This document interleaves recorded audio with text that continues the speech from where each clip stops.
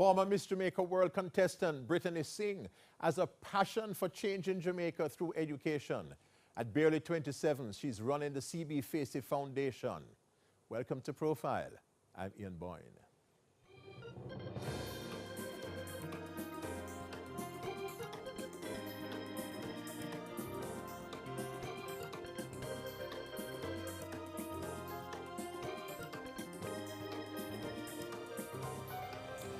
Good to have you on the show, Brittany.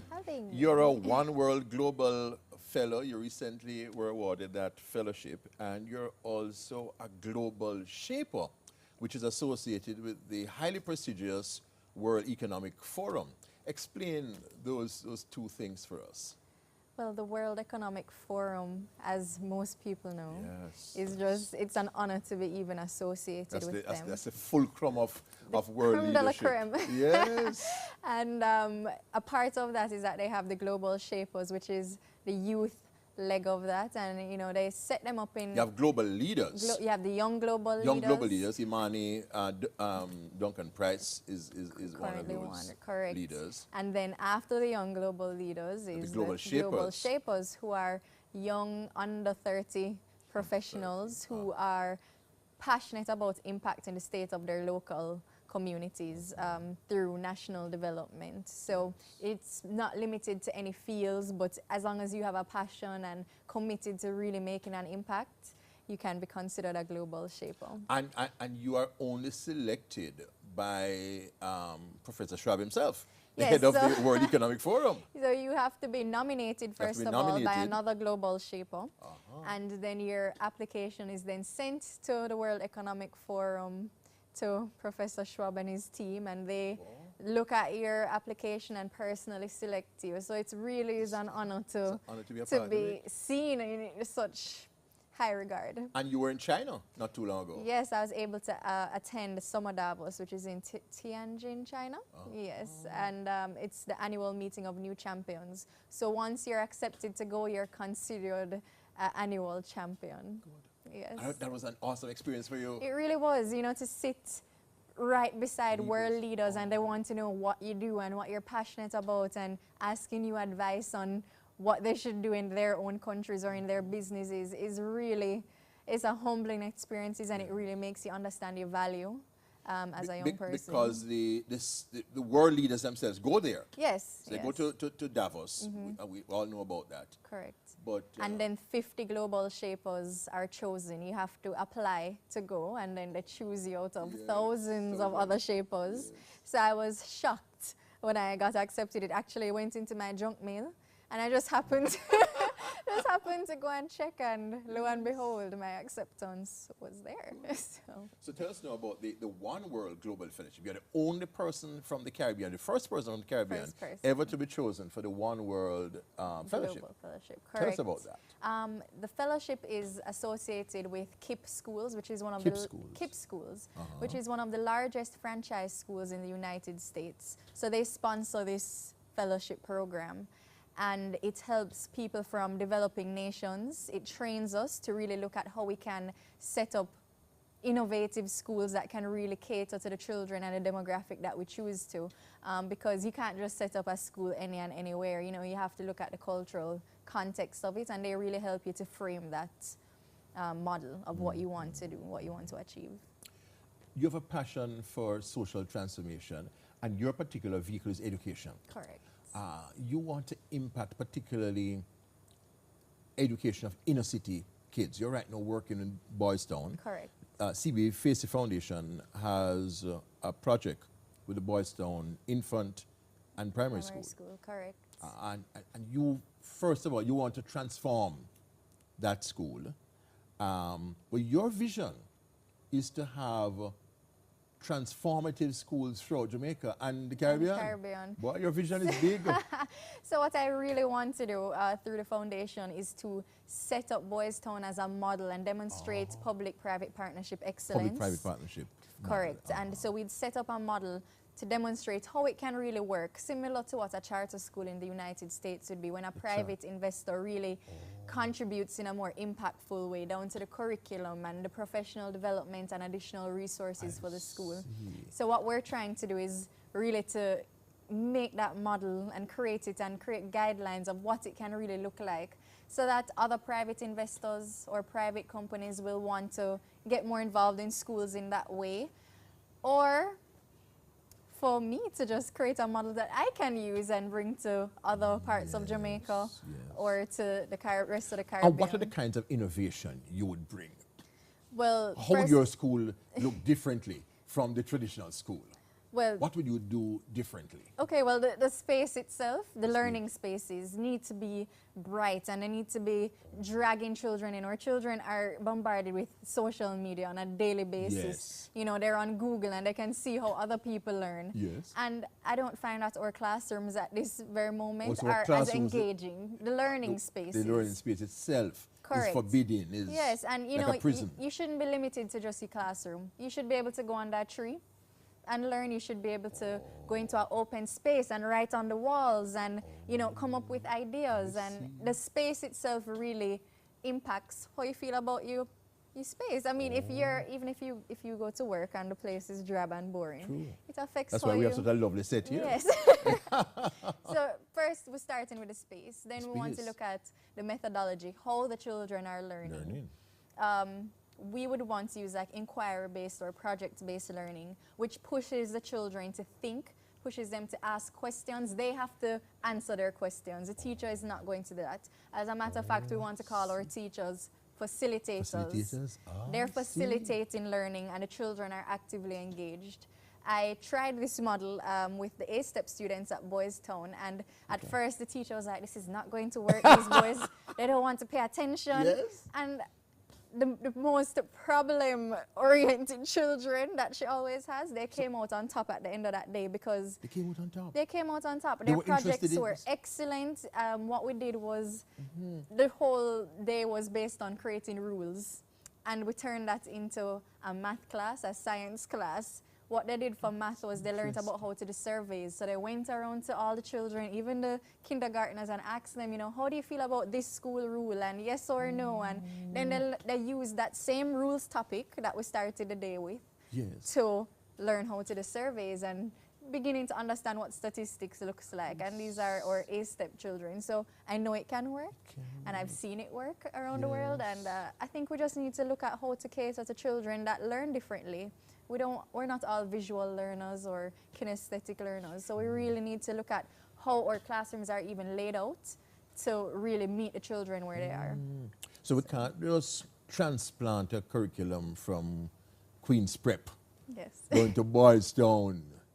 We can't. You know, the children in Boys Town have a whole array of different social issues that they're dealing with that somebody else in a traditional school may not be dealing with. So we really need to look at what social interventions need to go in certain schools, the way they're being taught, the type of teachers that are even going into that school. You have to see the big picture, holistic education. That's really what we want to demonstrate.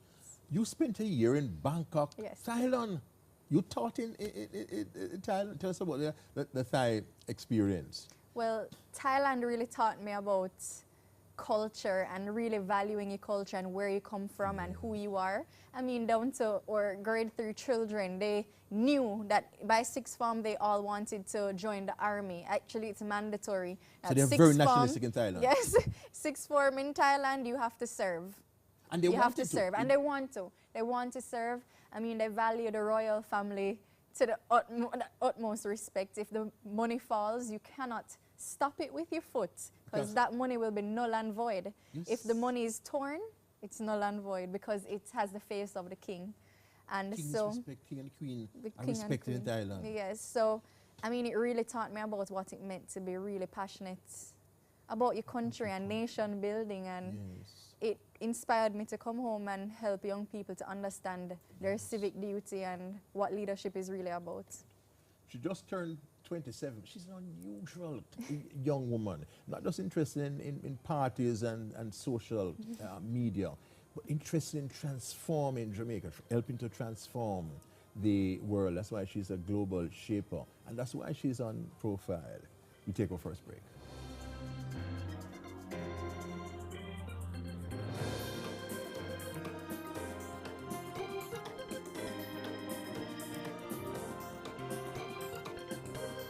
Welcome back. Brittany Singh went to Immaculate and then to the prestigious Roman Catholic University, Loyola University in Maryland, and also has the Masters in Global Education from Drexel University. Our passion is to change Jamaica through education, to revolutionize education. And you say you're going to the route of the public-private partnership. So you're working now with the CB FACI Foundation, Panjam group, very powerful group in Jamaica. And you're starting with the Boys Town. Correct. Tool. So you're working closely with the Ministry of Education. CB Foundation is what, pumping money into Boys Town. Well, we're currently the institutional partners of Boys Town. At first, we were just funding the basic school, but with the recent changes from basic school to infant, we've decided to commit to the infant and primary school. So we're large in our scope, and I'm really excited about that because it gives me an opportunity to really demonstrate what I'm passionate about and what I'm capable of. So you would basically be running... I'll be running Boys Town as the Chief Education Officer. The Chief Education Officer? Yes. So I'm really excited. It's an excellent way of, being funded by the private sector, but still being able to fuse your passion, So I'm very blessed. So how you relate in Boys Town? You relate in that environment? You're an uptown looking girl. You lived for a great part in Clarendon, but... Yes,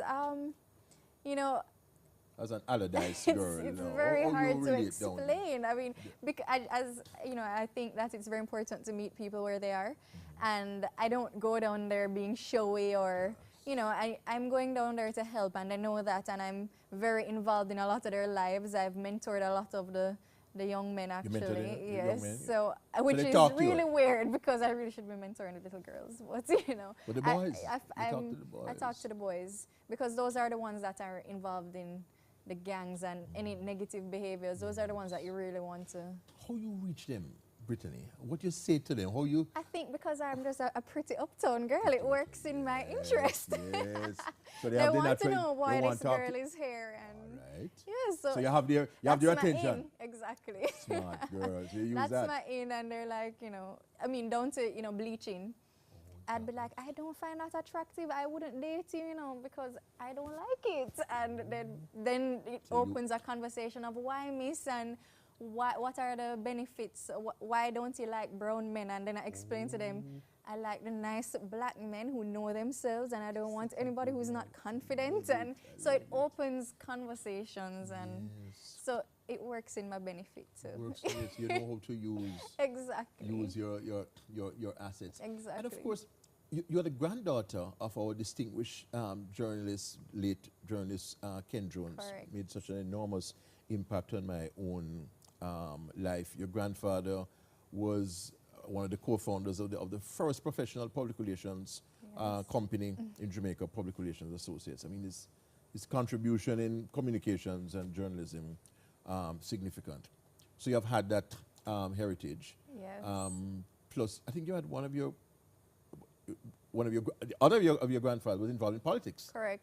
Also, so strong social service, on both sides of the family. You knew that, you had to give back. You had to be part of your country. Civic duty was important. And then the Jesuit education.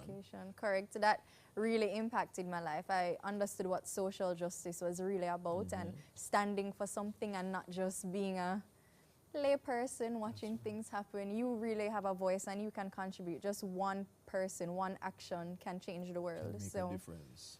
That really impacted, I think, and has fueled. And Loyola was a good experience for you. Correct. And every single class I took at Loyola had a reflection tied to it or a service project tied to it. So during my entire academic career, I had to be thinking about how is what I'm doing right now going to change the world? How am I going to impact somebody else in this action? So it was never just about you and your self-aggrandizement. No, it really wasn't. Yeah. So.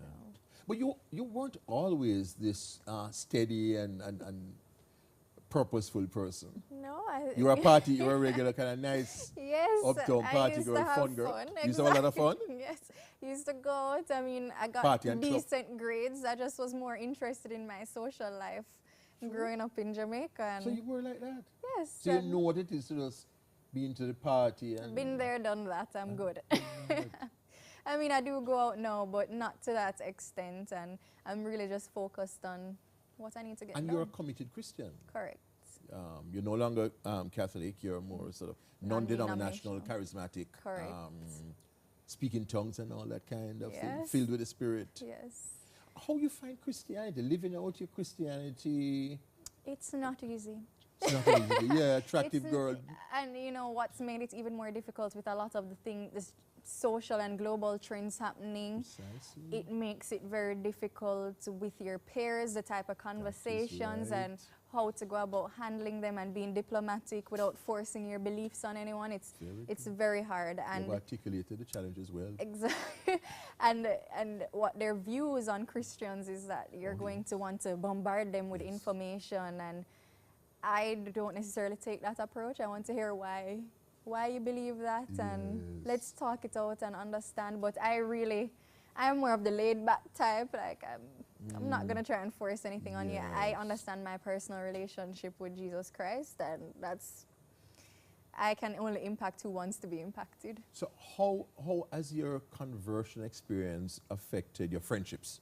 Because you've had a lot of, you know, the party friends and so on. When I first came back to Jamaica, I was going out every weekend. Like I was excited to be back, and by about 5 months later, that's when I gave my life to my life to the Lord, and that changed. And I had to kind of slow down, not partying as much, and a lot of people didn't really understand that. Or you know, even when I became a Christian and I would go out, why are you going out now? It's as though you're not allowed to have fun. So I had to really learn how to manage that. And you know, you do lose friends, but the right people always come back into your life. Do you have a boyfriend now? I do. I have steady relationship. Yes, 3 years. 3 years been going now. Yes, and you know, it's been a nice journey. At first he wasn't when we met, but now he has given his life to the Lord. But didn't he find it difficult as a person not in the church to date somebody in the church with the rules of chastity, no sex before marriage and so on? Wasn't that very difficult? From day one, I laid out the guidelines of what I'm about, and you know, told him? Yes, and he wanted to try. He was willing to, and he wanted to see. Willing to wait? See, they get caught in. Nita is sorry for you. Nita say, why are you putting her through that? But she's managing. He was willing to. It was a struggle. I'm not going to lie, and it continues to be a struggle. Yes. But you lay down the rules. We lay down the rules. Forthright young leader here. You know, I'm an old man who asks these questions. So we take a final break on Profile.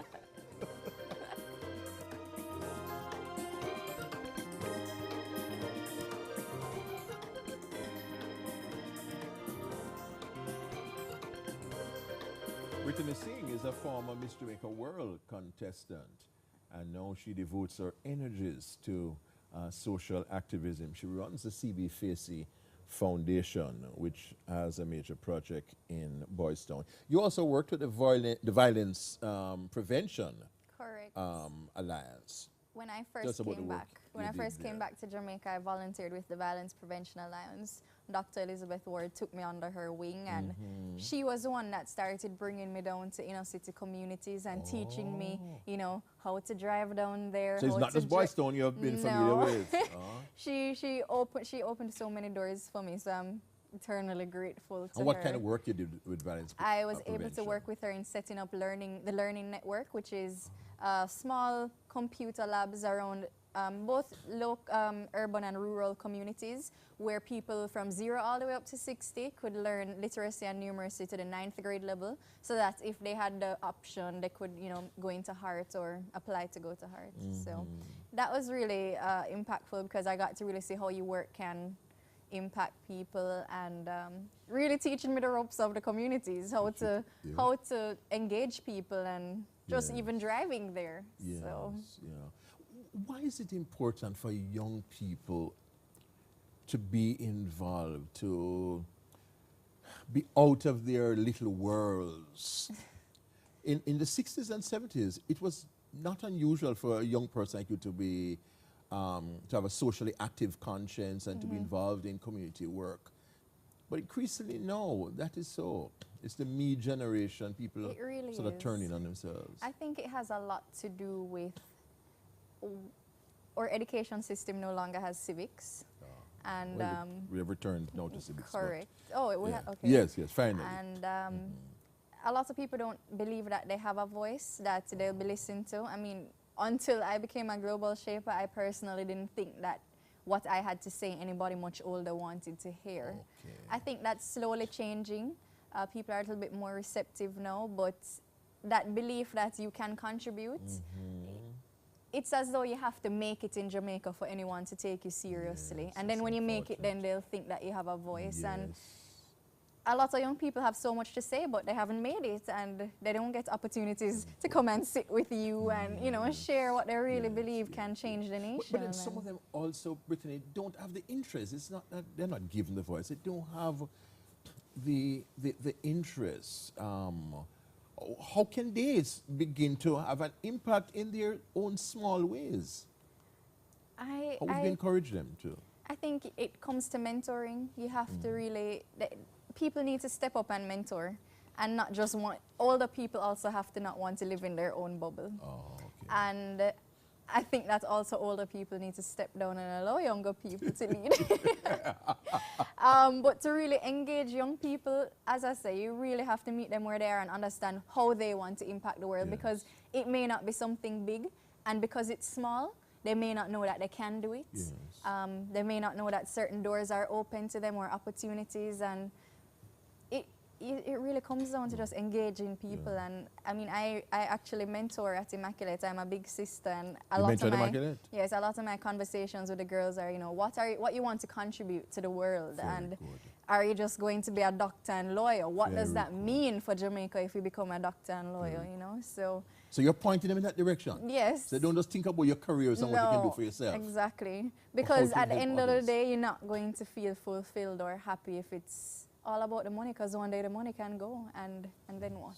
Yes, you know, what did you bring to the world? Your parents had a big impact on you. You spoke glowingly about how they are great friends.